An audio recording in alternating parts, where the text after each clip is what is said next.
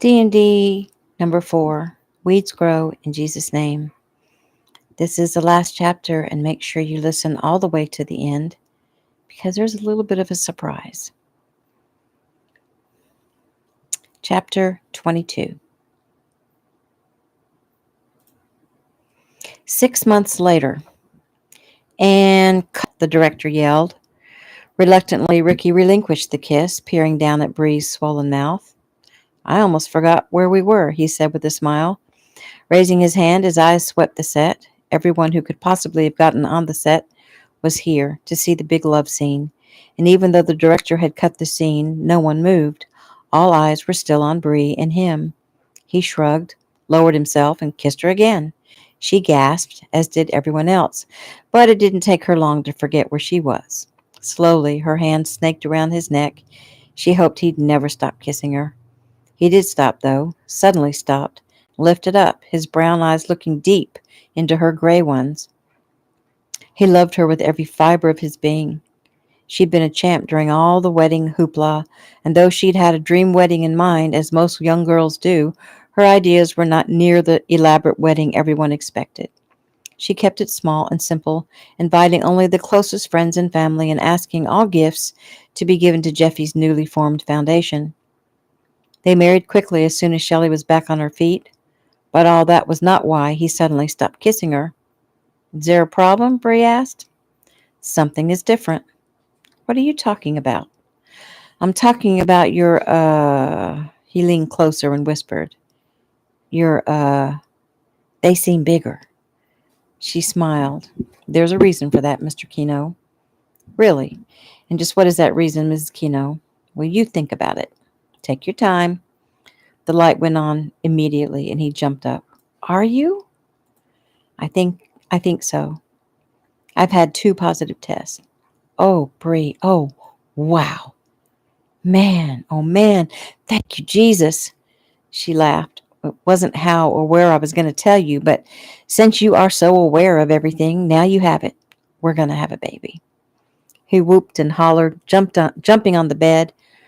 We're having a baby. We're having a baby. Bree scrambled up to keep him from trampling her.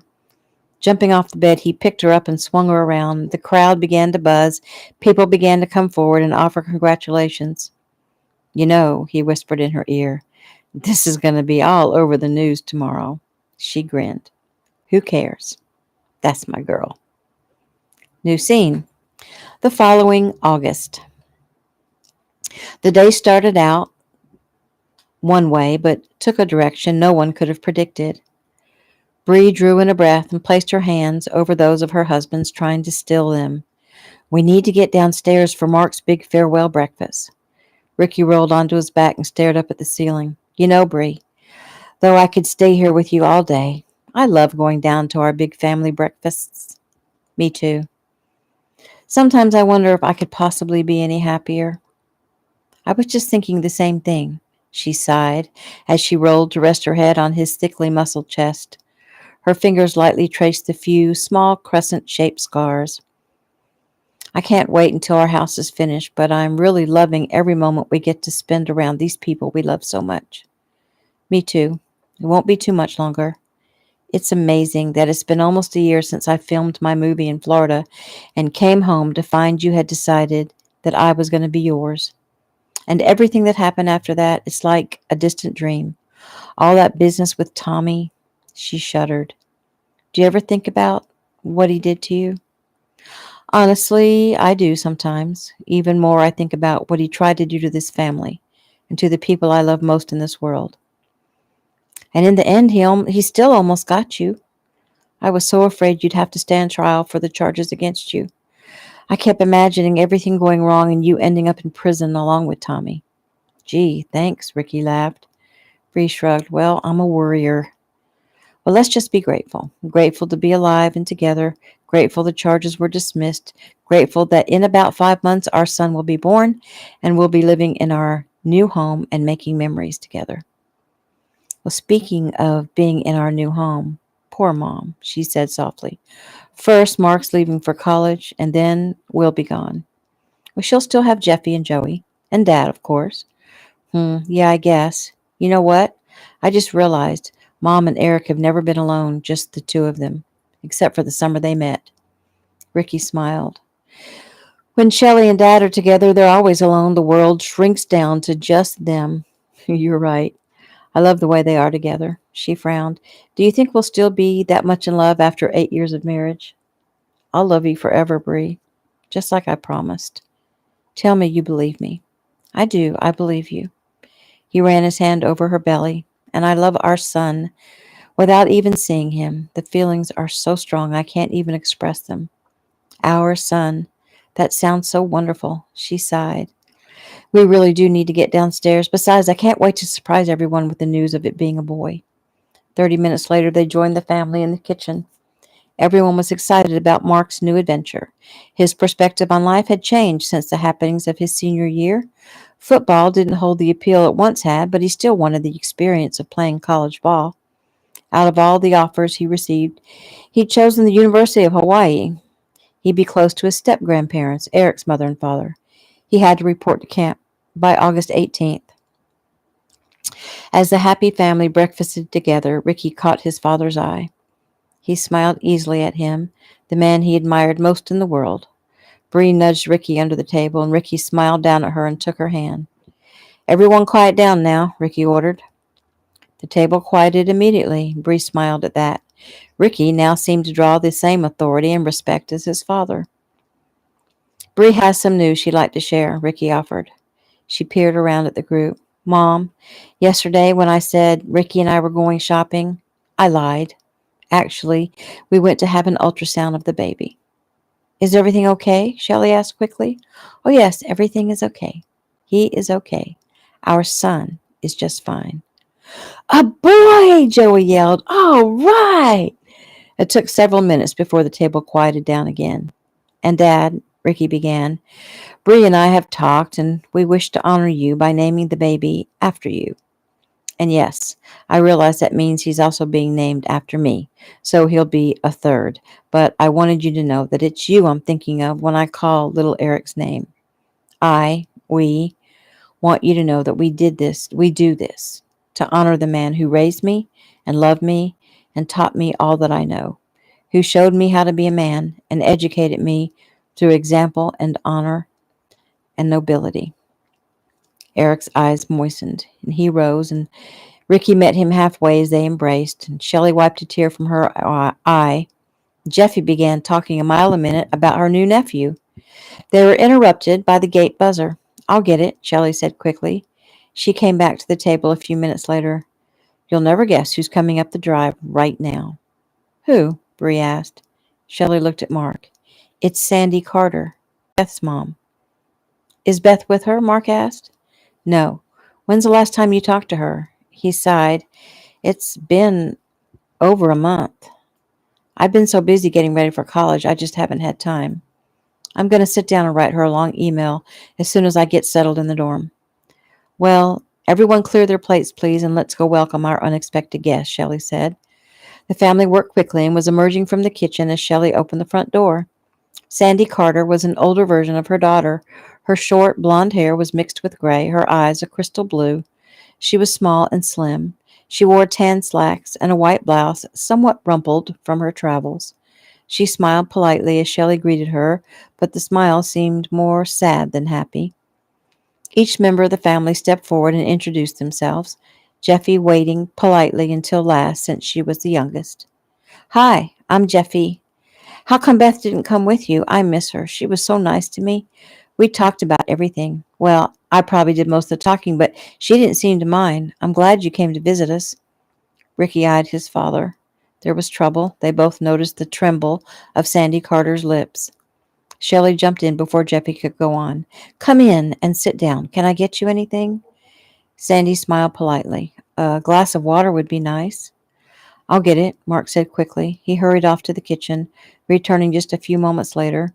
The woman smiled kindly at him as he handed the glass to her. So, Shelley began, I guess it's safe to assume that you weren't just in the neighborhood.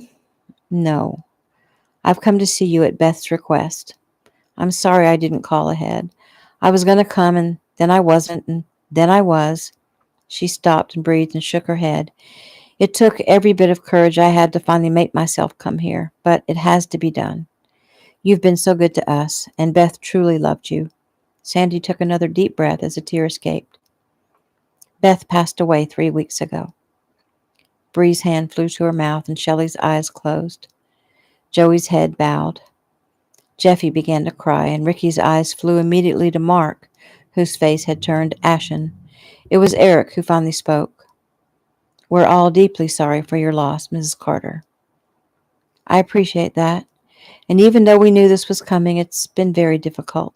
She drew a cleansing breath. "Beth was adamant that I not contact you about the funeral when she died. She was adamant about a lot of things concerning her impending death, including what happened after she died." Looking up at Mark, she smiled. "She had nothing but good things to say about you, young man. She talked constantly about what a fine young man you are, and I can see she didn't exaggerate." Mark blinked hard and ran a hand through his hair. "She was a good friend, Mrs. Carter. Brave and true, and she loved her family with her whole heart." "Thank you for that." Heart sick and tired, Sandy peered around at the warm, compassionate faces. Beth spoke of this family as if they were saints. Strong, intelligent, loving, giving, loyal, honorable, virtuous in every way. Sandy had thought maybe her daughter had been a little starstruck, but she could see it wasn't that at all. Mark's younger brother had his arm around him. Jeffy had crawled into her father's lap. Ricky and Bree's hands were firmly clasped, and she looked up at Shelley Keno, touched her arm. "What can we do? There must be something we can do to help." She nodded, "as if you haven't done enough, but actually there is. First, I must tell you the rest." Looking around, she saw she had the family's rapt attention. When Beth was in the hospital here in L.A. after she'd been released from that horrible man, she said goodbye to you, Mark, and requested that no one else come to see her. Well, there was a reason for that. You see, she didn't want you to discover her condition. "You mean the tumor? She told me about that," Mark said. "No, not the tumor. Beth was pregnant." All eyes turned to Mark, and he swallowed. "With my child?" "She swears it, and we, her family, believe her, so yes. There was no one else, thanks to her age story." Sandy glanced at Jeffy. I'm so sorry. I wasn't thinking about there being a little one present. I guess we should do this another time." "It's okay," Shelley said. "Jeffy's wise to the world. Please go on." Sandy nodded. "Okay. Of course, you're welcome to do a paternity test, but I believe it will show that Beth was correct. It was difficult for her, carrying the child. The doctor said it would make things much harder on her already frail body, and it did. We don't believe in abortion, but the doctor said it would be the right thing to do. We left it completely up to Beth, and she refused. She said it was life, and it was meant to be." Mark stared straight ahead, breathing heavily. Joey patted his back. "Did she have the baby?" "Did it survive?" Mark asked softly. "Yes. A boy. He's 2 months old." Mark rose and walked to the window and stared out. The sun was shining. The grass was green. Late summer flowers bloomed. The fountain sprayed. A taxi waited in the drive to take Mrs. Carter back when she finished delivering the news. He had a son. He was about to turn 19, and he had a son. Sandy watched him a moment, then cleared her throat.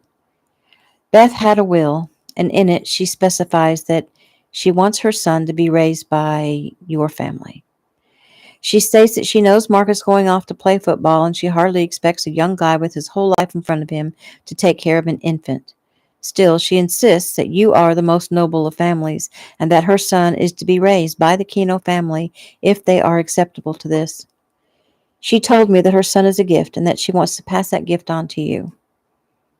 "And what about her own family?" Shelley asked gently. "Well, Beth knew that we would be unable to provide the opportunities that you could give him." "But he's your grandson," Bree protested. "I promised my daughter," Sandy said as she wiped at a tear. She looked up as Ricky retrieved a tissue for her. "Thank you. Please tell me you'll at least consider it." Eric eyed his wife. He knew what she wanted. "Well, may I have a moment to speak with Mark?" He rose and went to speak to Mark where he stood by the window. The father should have a say as to what happens to his son. Mark, I know this is a difficult decision for you to make, and I certainly don't expect for you to make it right. I want my son, Mark whispered.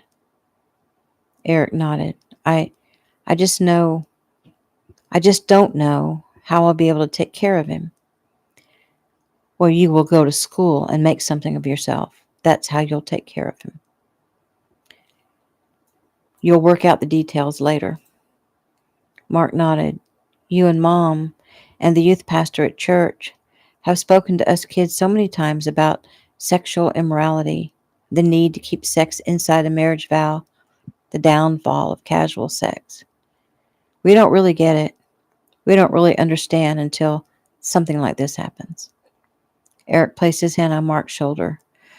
God gives us laws and commandments not to make our lives harder, but to make them better. There are consequences for every decision we make, and we all make bad decisions. Whatever we call this child, I believe he was meant to be. The measure of a man is how he accepts his responsibility for his decisions and how he meets that responsibility. I'll do whatever I'm supposed to do to make this right. I just know I want my son. Eric nodded. He will be a blessing to our family, and since you obviously feel strongly about this, we'll not keep Mrs. Carter in suspense. He turned, but Mark grabbed his arm. We can't take him away from Beth's family. Not completely. They've suffered enough. Eric nodded and returned and knelt in front of the woman. There's no need to consider anything. Of course, we'll take the baby and raise him. We'll give him everything he needs, and that includes the love of 2 sets of grandparents. So that means we will take him only on the condition that you and your family will be involved in his life on a regular basis.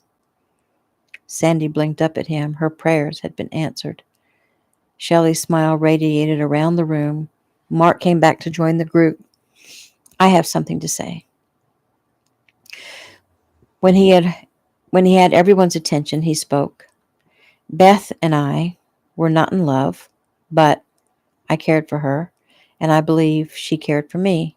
We created a life, a real person with needs and wants. As his father, he stopped as those words settled in. As his father, I agree with Beth. My family and I will raise our son together. I also agree with Eric. Beth's family must be just as involved. We can work out all the details. He turned to Shelley. Mom, I'm going to need your help, and I know it's unfair to ask you to raise yet another child. I don't think you have to worry about your mother, Eric stated. She's already planning the nursery. Shelley smiled sweetly. Sandy. What's his name? Well, Beth named him after her father, Joseph. And what surname did she put on the birth certificate? Shelley prodded. She gave him his father's name. So his name is Joseph Adams, same as mine? Joey asked. Sandy grimaced. I bet she didn't think about that. Mark smiled. I like that fact, he said, glancing down at his brother. Smiling, Sandy heaved a sigh of relief. This was turning out much better than she'd originally thought. Would you like to meet your son? She asked Mark. He's here? Shelley asked excitedly. He's in the cab. I'll get him. She rose. Ricky walked her to the door and accompanied her to the cab. He paid the man, unloaded luggage, and sent him on his way. Turning, he ushered the small woman up the steps, stealing a glance down at the newest member of the family as he slept in the baby seat. He was definitely Mark's child. The family was on their feet. Ricky placed the carrier on the sofa, and Sandy bent to unbuckle the infant. Shelley's hands were on her face, her eyes full of tears. He's so beautiful. He looks just like Mark when he was a baby. Sandy lifted the sweet bundle. Every member of the family ached to scoop him up. Can I hold him? Can I hold him? Jeffy asked, her voice shrill with excitement. In a moment, Eric chided. He nodded at Mark. Take your son. Mark stepped forward and gently accepted his son, being careful to support his head as he remembered he'd had to do with Jeffy. He gazed down into the child's face. It was soft and round. He had a fine covering of blonde hair, a tiny nose and soft pouty lips. Mark's heart lurched. This was his child. Life he'd created, albeit inadvertently. He was so tiny and frail. He was a blank slate, ready to learn and understand all that life could offer. Mark glanced at Eric and Ricky. He had a tremendous amount of admiration and respect for them, and he couldn't think of two better role models for his son, nor a better uncle than his brother Joey, nor a better mother than his mom or sister. His child would be in good hands while he was gone, trying to make something of himself so that he would be able to give something of value to his child. He looked back down when the child began to squirm as he awakened from his slumber. He yawned, stretched his little arms out, his hands closed in tiny fists, and Mark's heart took a quick tumble. One of those fists went straight to the baby's mouth, and he made loud sucking sounds, causing soft chuckles and little sighs from the others in the room. Shelley watched Mark, seeing the awe of fatherhood in his eyes, the first bloom of love that touched his heart as he peered at his son. He was in for some rough times, but the family would be there to help him through. She glanced at Eric to discover he'd been watching her, and she smiled at him, knowing he echoed her thoughts. Trying not to be selfish, Mark handed the baby to his mother, who took over, immediately crooning the soft baby sounds he'd heard when Jeffy had been little. "Oh, you are so beautiful," she said softly. "Bree," Mark said, "I hope this doesn't upset you." "What do you mean, sweetie?" Bree asked. "Well, you and Ricky were about to give Mom and Eric their first grandchild, and it looks like I beat you to the punch. I didn't mean to steal your thunder." "Nonsense," Bree stated matter-of-factly. "There is no race to be first. We are not in competition. In this family, there is plenty of love to go around. There always will be." Ricky smiled at his wife. She was absolutely right. Plenty of love. Love growing like a weed. And that is the end of book number 4, Weeds Grow in Jesus' name.